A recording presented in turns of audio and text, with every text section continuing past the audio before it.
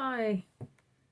A bit of an epic one today, and I'm actually reading it today when I'm releasing it. And it's important because I've been searching for years for a way to communicate what it's like to have chronic migraines. And this is my best attempt yet, I think. I've been wrestling with this for weeks, so I'm glad it's done. But yeah, let me know what you think. Share with friends who have migraines, because 1 in 7 people do, majority non-male, and it's one of those kind of unspoken things, and I've had a lot of ableism and a lot of judgment, and people don't really understand what it's like, and every person's migraines are different. So this is just what it's like for me and what it was like. No further ado, this is called the Migraine Vulture. My bad old mate, the migraine vulture, is back again to consume my brain.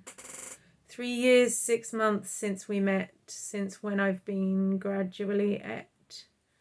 Sometimes I wonder if his every meal reduces me. That's how it feels. Early on, I barely left the house, such was his huge, teetering mass, until pills helped me to ignore his vicious bites, the holes he bore.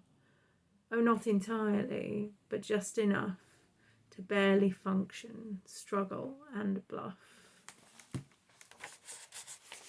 I was transformed, became a ghost. For years he never left his post.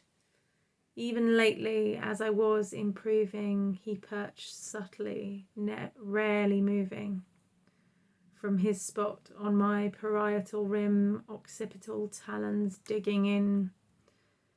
Occasionally these days he takes wing and flies away. But he is a homing bird, and to my chagrin always returns. I've tried to see him as a friend, whilst fearing pain that never ends. Constant companion, close enemy, perhaps where I go he'll always be.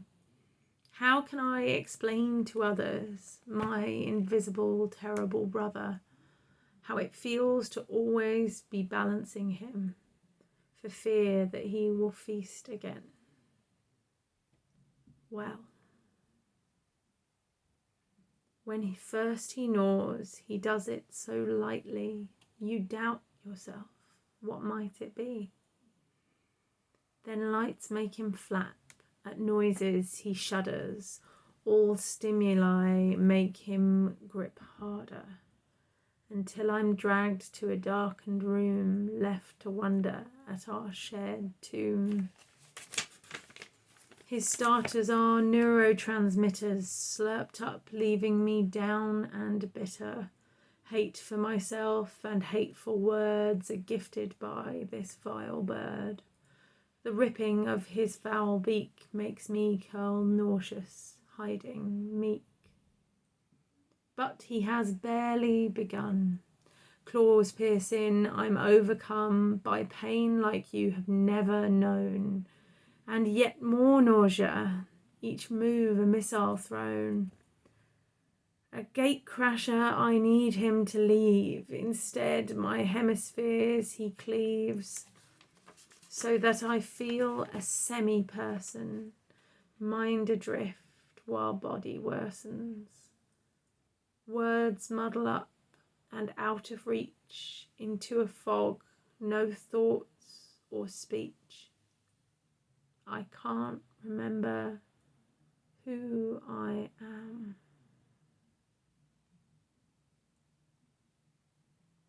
Desperate crying, but he won't relent.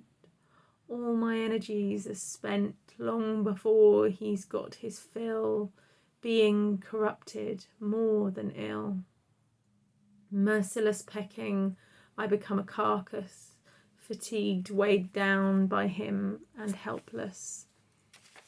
And there I stay for hours, days, and still he doesn't go away.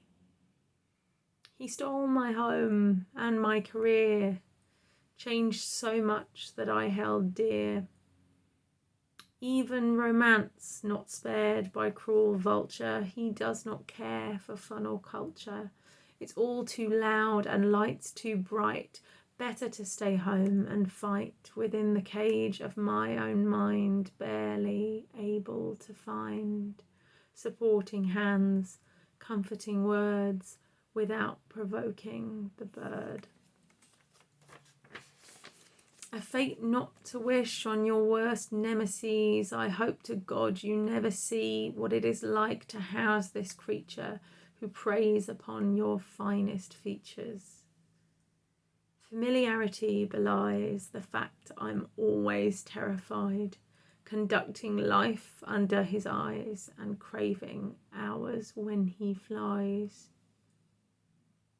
Each time he lands, disappointment heaps, my crushed hopes mounting under his feet, and once again I'm passive meat.